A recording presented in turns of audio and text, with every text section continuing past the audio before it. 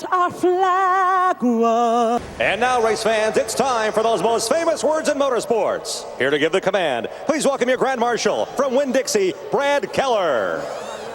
Gentlemen, start your engines.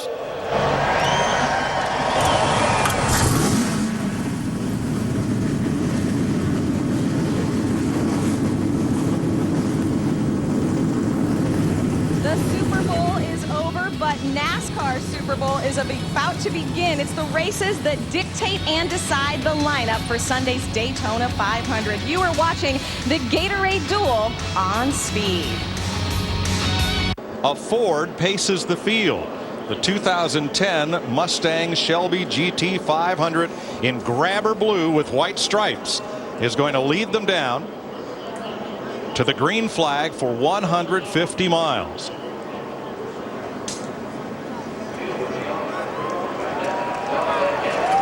Martin Truex, Bill Elliott on the front row. Green flag, the first of our two qualifying races, is underway.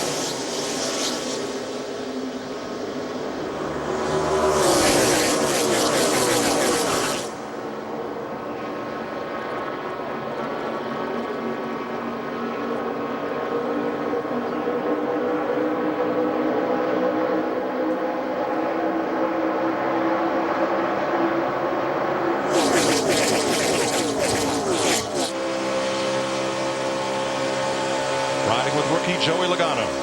You know, one question I have in this race is just how well will Bill Elliott run this race? He led practice 2 sessions, qualified 5th. I'm just anxious to see how Bill's going to run this race today. See if he's going to try to stay up front in the 21 car there, the Motorcraft car. He's had a good piece ever since they unloaded. Now with that carburetor restrictor plate, it takes about a full lap to get up to speed. Martin Truex Jr. in the 1 car will lead lap 1. Nick Herbert on Bill Elliott. Yeah, I talked to him just before the start of the race, Mike, and I asked him the same question on Darrell's mind. And Bill Elliott said if he's got a chance to win it, he's going to go for it. He plans to run hard all afternoon.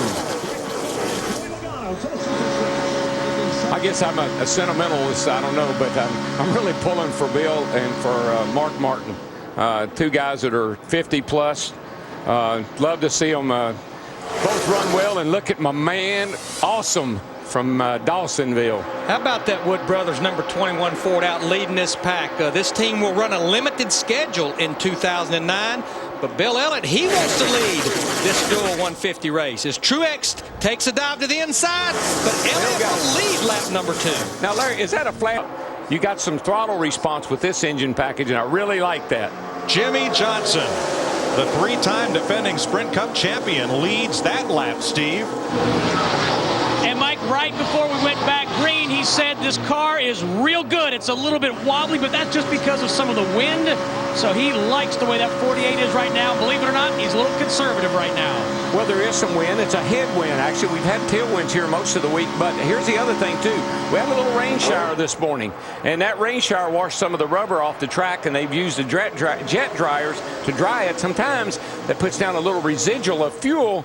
And it takes a lap or 2 to get that off. And Martin's talking about getting off. He's telling Jeff Gordon to get off of me. Jeff Gordon in that 24 car got Martin Truex Jr. and won mighty loose that last time getting into turn 3. Bill Elliott in that 21 car continues to push Jimmy Johnson in the 48. That's Paul Menard with them. Menard over the winner. Switched from Chevrolet to Ford, going to Yates Racing in what is now the number 98. And he has Greg Biffle behind him in the 16. Now to kind of update you on some of those cars. That era, you know, AJ was my hero. Red gloves, red bandana, driving those sprints and midgets. You know, watching Martin Truex Jr. in that 1 car, this has to be so rewarding for Martin Truex Jr., Kevin Manion, that whole race team. When you look at everything that they went through under scrutiny during the offseason, they had the merger near the end of the calendar year last year with Chip Ganassi, with Felix Sabates. They have the 3 teams. If you go back to the last time we were at Daytona in July, this race team had all kinds of problems. NASCAR confiscated their car in post or pre-qualifying inspection. They suspended the crew chief for 6 weeks, Kevin Manion. They fined them points and money. And to come back here, the next race, the first race of the year, to sit on the pole and be leading this duel Duel 150. How rewarding it has to be for everybody that's involved with this race team. So for that #1 team, this is about redemption. And boy, they have done a great job all week long. Jeff Gordon in the 24 is saying, I'm having a hard time keeping this race car on the bottom of the racetrack. Best we can tell, looks like everybody changed 4 tires. Out of bounds as it is at Daytona and Talladega. Jeff Gordon in that 24 car taking a little peek down the back straightaway. Of course, this is a non-points race here, but Jeff Gordon, 41 races without a win. Last time he won was at Lowe's Motor Speedway back in the fall of 2007. Matches his longest streak. It took him 41 races to win his first race when his career started. Martin Truex continues to lead a mostly single file pack past the start-finish line to complete 32 laps. Stretcher, we'll get more information as we have it from the Intel Care Center. Now, from the uniform, we are guessing that Kyle Rowland was borrowed from Jeremy Mayfield's team. Jeremy's going to try to qualify for the 500 in race #2 and is going to have to replace Kyle going over the wall, if that's the case. And he just timed it wrong. I mean, he's the jack man. He's got to be the first guy over there, and he just got out there a little late, actually. He should have been out there a little sooner, and he didn't really know what to do. Yeah, the rule is you can't go across into the car is 1 pit away, and like Darrell said. As this unfolds, this race initially was 100 miles. When NASCAR found that the cars could go 100 miles without a pit stop, they extended it to 125 miles. That was fine until Terry Labonte, driving for Junior Johnson, won the race without a pit stop. And now it's 150 miles as Jeff Gordon goes for the lead. Boy, Big Daddy wants this lead in that 24 car. Boy, he just got his nose down under Martin Truex Jr. in the 1 car and sent him sailing up the hill. And actually, if you want to think about it, the 24 and the 14, they're kind of like unofficial teammates. Yeah, because Stewart-Haas Racing, they use Hendrick cars with Hendrick engine, a lot of Hendrick technology. And in fact, Tony Stewart's crew chief is Darian Grubb that came from Hendrick Motorsport. And does he know how to win Daytona? Yeah, I believe he won it with Jimmy Johnson back in 2006. Yes, he did.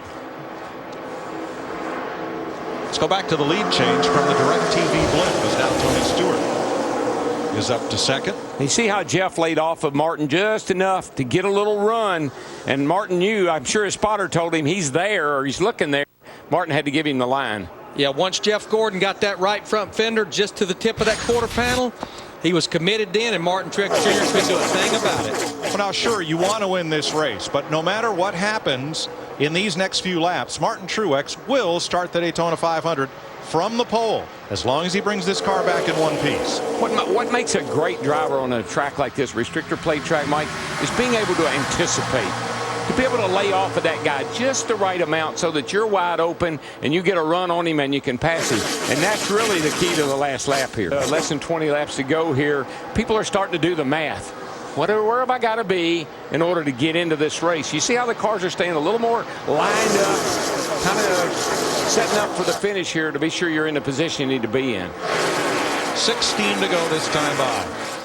Tell you, a car that has really made his way back to the front. Remember, he was our first caution back on lap 3. Kurt Busch in that 2 car, he's made his way up back to the top 10, the 9th position, as we've now got 16 laps to go. Car looks very stable. He's got a good hold on the wheel. The car's coming up off the corner nice and straight. Looks good. The last time Jeff Gordon was the first to see the checkered flag in a NASCAR race, October 2007 at Lowe's Motor Speedway. Gordon, 4-time champion of the series, was shut out of Victory Lane last year. Comes to Daytona, start the 2009 season with a new look, a new paint scheme, and I've seen a lot of bounce in these steps. I'm sure I'm not as bad as these guys behind me. That's that for, but doing great, man. Flames and black. The paint scheme was recalled by a quarter midget car that he drove at about age 7. Close. The paint job they put on that car really looks good. Steve Letarte is crew chief. Steve started off at Hendrick Motorsports. He was only about 16 or 17 years old. Used to mow Ray Evernham's grass. Worked his way to working in the shop. Worked his way up to car chief for the 24, which is like the assistant head coach. And now he's the crew chief for one of the most popular drivers in our sport. And you heard Jeff say, you know, I got a problem, but I don't know what about the other guys. That's the thing about this car I think the drivers have finally figured out. It doesn't matter how your car is. Is it better than everybody else's? There's no perfect race car out there. Darrell, with 13 to go next time by, are you at all surprised that the 10 drivers lined up behind Jeff Gordon, nobody's made a move? Those cars, you can move the car around, you can drive it. And there you see Jeff Gordon in the 24 bringing him up the back straightaway. You don't have to play with the throttle when you got 4 tires. You just matter and hang on. And Gordon through the middle with Almirola on the outside, and his wingman is Jimmy Johnson in the 48. They worked their way past Shelmerdine. Now it's Keselowski right ahead, and McMurray on the point. What you have to be careful of when you got 4 tires and people in front of you don't is that you don't run over them. 8 laps to go. Green flag with 5 laps to go. Jamie McMurray the leader. Jeff Gordon, Jimmy Johnson. And in the 2 transfer spots, Brad Keselowski goes to the bottom with Tony Stewart. I just don't think Brad Keselowski needs to worry about Tony Stewart. Brad needs to worry about getting back in line. The car Brad Keselowski better worry about is that white number 36 car, because that would be the battle for the transfer spot with 4.5 laps to go. There comes Riggs up the back straightaway as we got a battle for the lead. The 2 teammates from Hendrick up the back straightaway. Well, we got the grass. 16 car off the track. Greg Biffle. And back on. He picked up right where he left off last Saturday night. David Reagan got crashed on that last caution. He got turned around by Kirk Shelmerdine. 4 to go this time.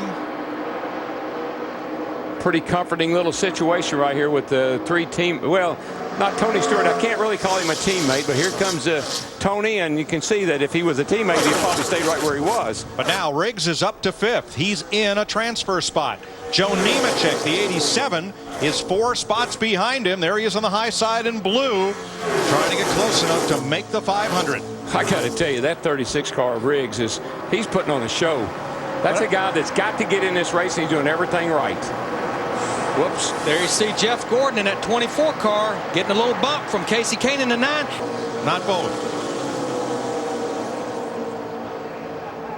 You know what? I just love the way these guys can pass. You know, you're not stuck behind a guy. You can get a run on him, make a pass. Jeff Gordon just drove underneath of Tony Stewart's 14 car to get back in the lead. Is Jeff Gordon in the wrong spot in the lead? Boy, look at Eric Almirola in that 8 car. He's getting kicked all over the place. There goes Stewart to the inside, and Almirola's going to go with him in the 8. He'll take the lead. Yes, Stewart answered my question. Now, is Tony Stewart in the wrong spot because we're coming down at 2 to go? Yes, I tell you, it just depends on how hungry you are, I guess. The best right now. 2 laps to go at the line. 2 on the 24. You got to believe that with Joey Logano up there, who do you think he might go with? I'm going to tell you what, I am so impressed with Joey Logano. 18 years old, driving a 20 car. He goes to 2nd place. He has had such a rough weekend. Look at him right here. Right side of your screen, Nemechek. Go for it. Well, Darrell, they're coming to the white flag this time. He's got to sum up where he can make that move on that 24 car. And I believe Logano would be more than happy to go with him if he decides to make the run. I'm sure Tony's in there giving him hand signals. Stick with me, kid, and I'll show you how to win this race. Just remember, Tony Stewart drove that 20 car for 10 years for Joe Gibbs Racing, and now he's looking at it in his rearview mirror. Nemechek right behind Riggs as they cross the line. Here we go. For the transfer spot. Here we go. They got a little run. I tell you, they got back just enough. I believe they can do it. If Logano can get up there, but he's back just far enough that keeps Tony from getting that good run. No help. No help. No help. Gordon will have to protect the bottom. Logano gets kicked to the outside. 09 coming to you. Almirola coming for 3rd. Jeff Gordon trying to hang on for the lead and the win. Jeff Gordon's got this under control. He'll win this thing. Tony Stewart's going to run 2nd again. And who's going to make the show? Gordon wins it, and Riggs is in. Into with Tommy Baldwin, and he's into Daytona 500. So Gordon wins the race. His first checkered flag since October of 07 in NASCAR to the field on speed. We'll double check that. I knew Jeff was going to have a good year. When they added all those flames on the side of that car, I said that car is going to be bad to the bone this year. And you mentioned it, Mike. He's not seen victory lane since Lowe's Motor Speedway, October of 2007. And guess who's going to be over there with him? His little girl.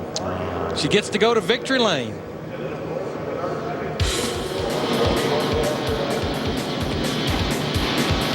Range of emotions in Gatorade Duel #1. Like a Valentine, it's signed, sealed, and delivered. 3 grown men are jumping for joy. The 2 who are in, one who didn't even have to race, will explain that, and the 1 who is celebrating in victory lane. Dick Berggren is with our race winner.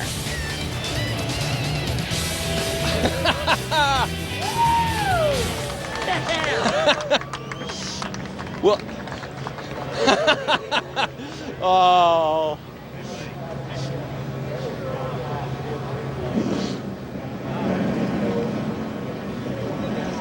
Well, congratulations. You have won a lot of races. How big was this win after not winning for more than a year? Man, that's what I'm talking about starting off 2009. Who says we can't win? I'm fired up about this year and this new DuPont Chevrolet. You know, just the way it looks, the way it feels. The whole team has got the same attitude on board with them this year, and I'm really excited about the Daytona 500 after that race. What a great race between me and Stuart and Jimmy and Jamie and oh man, all those guys were just putting on one heck of a race and wheeling. And I got to say thanks to Pepsi, National Guard. Pepsi's got a really cool promotion right now. You pick the top 12 in this Daytona 500 coming up. You're going to win the actual purse that we win. So it's very cool. And all of our sponsors, we just can't thank them enough. It's been a while since I've been to Victory Lane. I got to take advantage of it. I hope I'm here a lot more than this. What has done so much for you that's made this run so strong? Well, you know, I mean, this team has just never wavered, never given up. You know, Steve Letarte, he's an awesome leader. We showed it in 2007. We got off last year.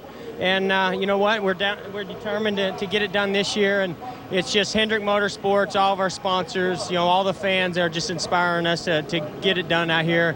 I have not seen 2 better races than last Saturday night and today's race, you know, in a long time here at Daytona. So I can't wait for Sunday. Congratulations to you, Jeff.